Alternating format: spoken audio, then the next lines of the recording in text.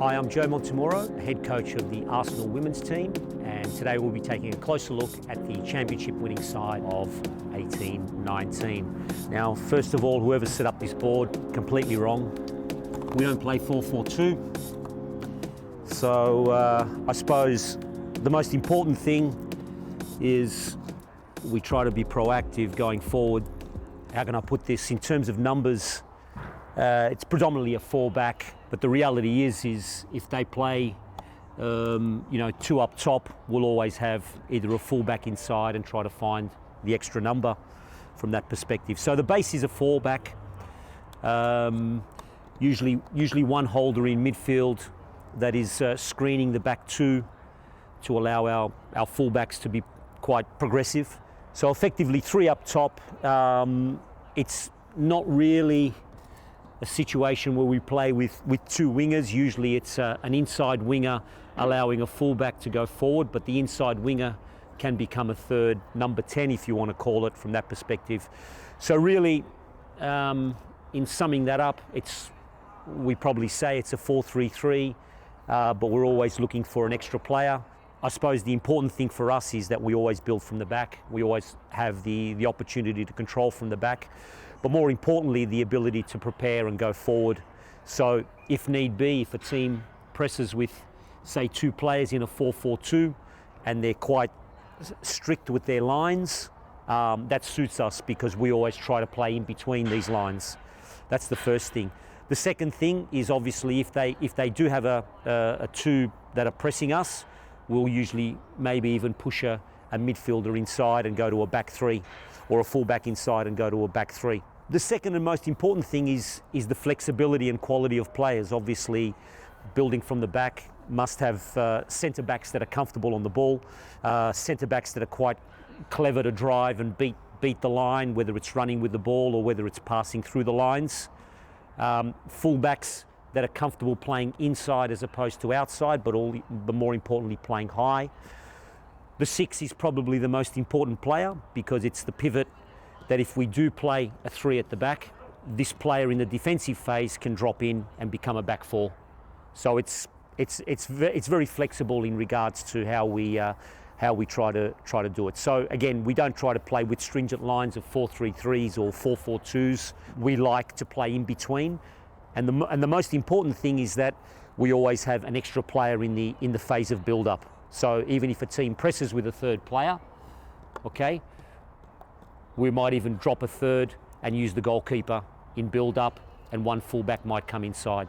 So the goalkeeper is also as important in the build-up. Once we progress, it's not so much that we've got a central striker in the I suppose the normal sense as a target player. This player will drift away because we actually like to work underneath their line of four if they have a back four. Okay, so we like to work in these spaces more than keeping them high and above. The reason for that is that the more we can drag them away from goal, the more space is going to be to exploit there. So again, it's more number 9s or number 10s that work underneath the line of their back four, and that's why there's a massive amount of fluidity. And it could be a winger coming inside and a midfielder popping out. It could be a 10 and a 9 working underneath the line, because as soon as we drag them out, a winger can go into those spaces there. So again, as we're progressing, we're looking to exploit in between lines, but more importantly, take players away to create spaces behind. We use a lot of preparation. So you'll see us play a lot of small passes if it's blocked. Say they're playing a 4-4-2. So if it's blocked, say, and we can't progress, we'll play a lot of small passes, drag players out, and then create second phases or third phases of football, phases of pass from that perspective there. So again, it's all proactive, and the reality is it always goes back to having the ball. The first and foremost focus is having the ball. The more we can control preparing, the more we can control situations going forward, the more we can put players in situations of having overloads, the more we'll be able to exploit their situation. Very important that when we don't have the ball, obviously the ability to identify if a team is pressing high.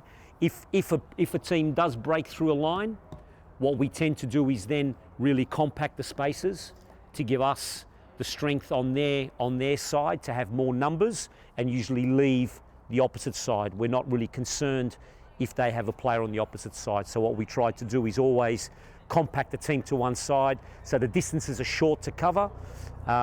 We then have the numbers on our strong side in the defensive phase, and then if they do change the point of attack, then we'll lower accordingly to protect goal. Winning the ball back, we obviously always try to win the ball back in the early phase of losing it. So as soon as we lose it, the best time to win it back is basically when you have just lost it, because both the anxieties and the adrenaline's quite high. So it's a good time to force a mistake and probably win the ball back. Yeah. So look, a lot of it's prepared, a lot of it's worked out in terms of the philosophy and the way we play. And but again, it's all about us having the ball and us creating lines of passes where we can have the numerical advantage, and obviously sometimes preparing to go one way to go the other way. I think the focus was always how we can exploit teams and how they pressed and how they set themselves up. So we were very detailed. If a team, we were playing out, in the standard sort of scenario, and they were pressing as a 3.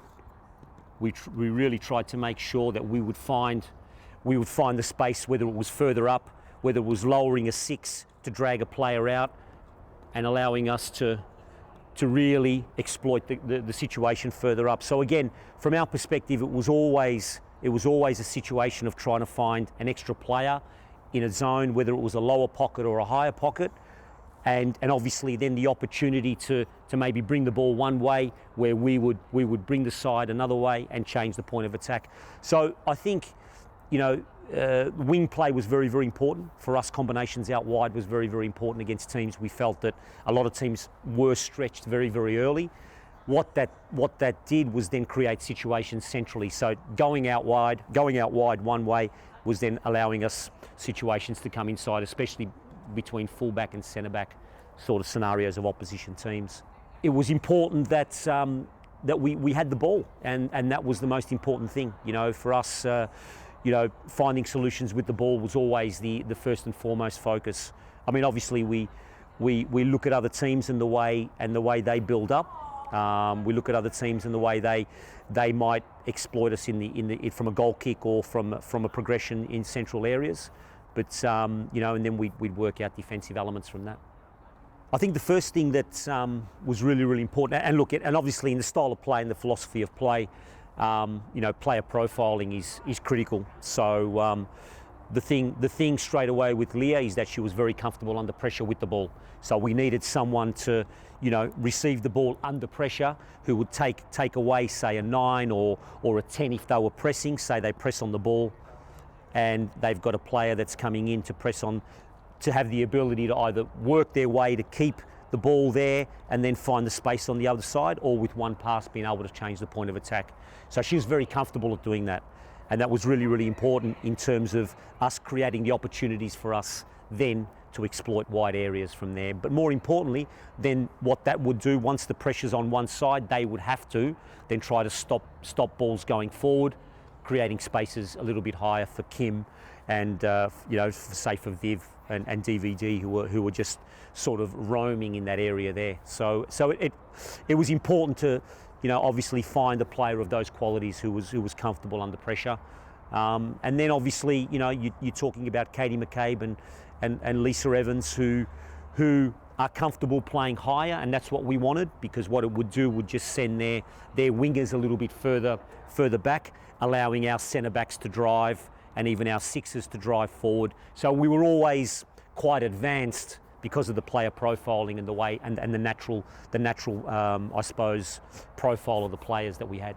So if you noticed, a lot of the stuff, especially through Jordan, was the ability for us to prepare in the lower areas or the lower pockets, and then for her to exploit space over the top. So that's where we found a lot of joy from that perspective. The good thing about Kim is that she's able to sort of work a little bit lower, take away one of their 10s or one of their centre backs, and that allowed Viv and even DVD at times, or Jordan, to get into spaces a little bit more advanced. So preparing here or preparing in the bottom third is crucial to the way we play, because all that does is attract players and allows spaces a little bit higher.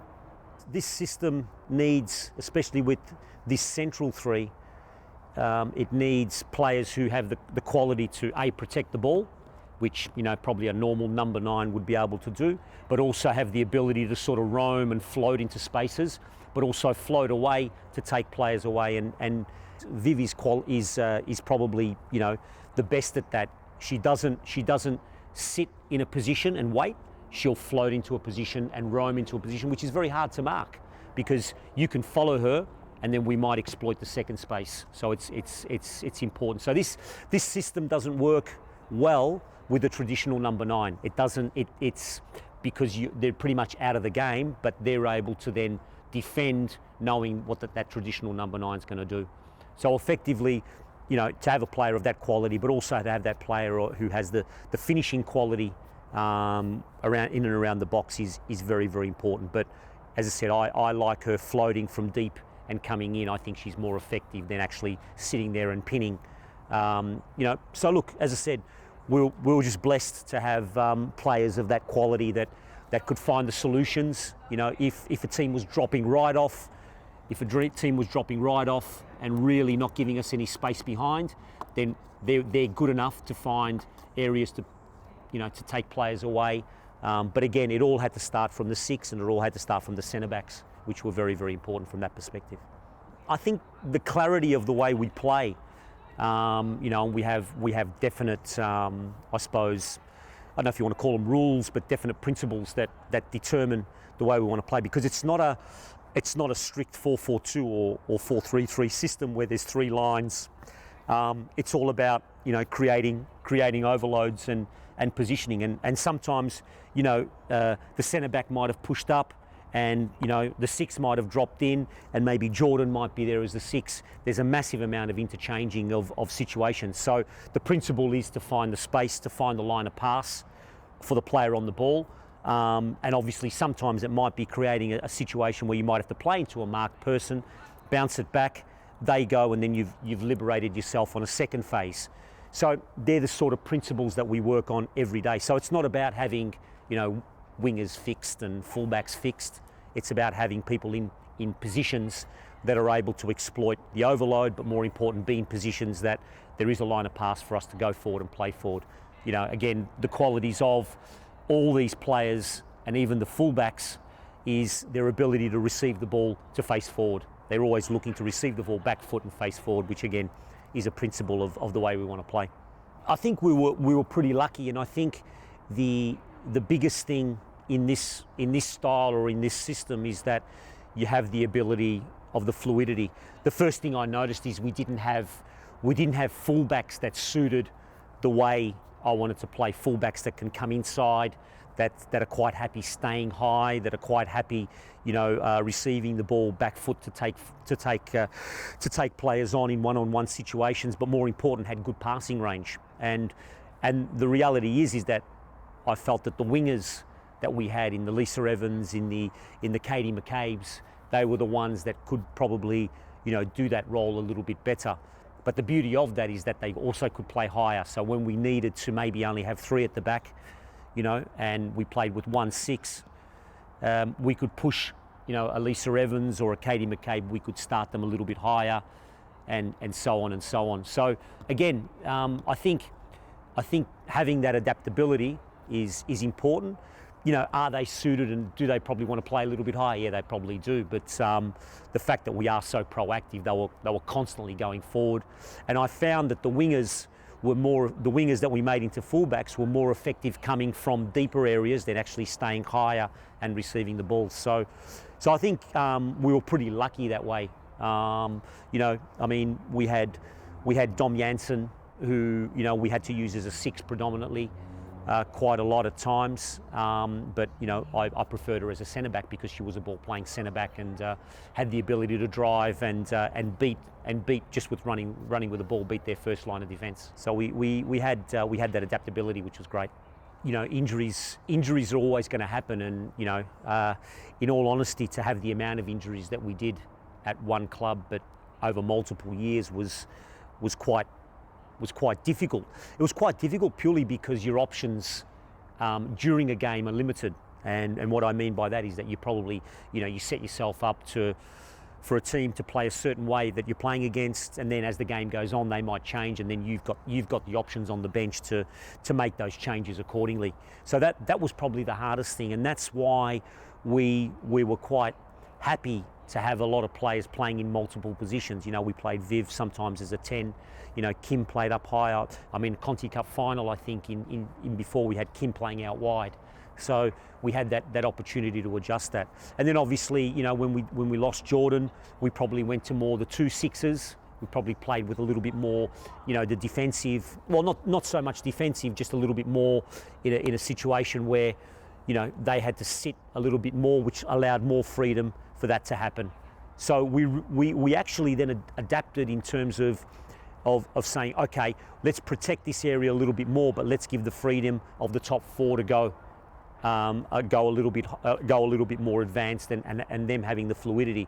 And that hurt a lot of teams because basically their 2 centre backs had to come and mark our 2 10s, which allowed our wingers to come inside and wings and be effective. So yeah, it was just something we had to adapt to. We couldn't make any excuses, but the principles were the same. Build up from the back, lines of passes, finding the overloads, and making sure that we were preparing to find overloads on opposite side and allowing teams to come at us for us to exploit areas behind. We were lucky because a lot of the players are very comfortable on the ball, and when you're comfortable on the ball, you'll find solutions with the ball, especially because of the amount of time we have the ball.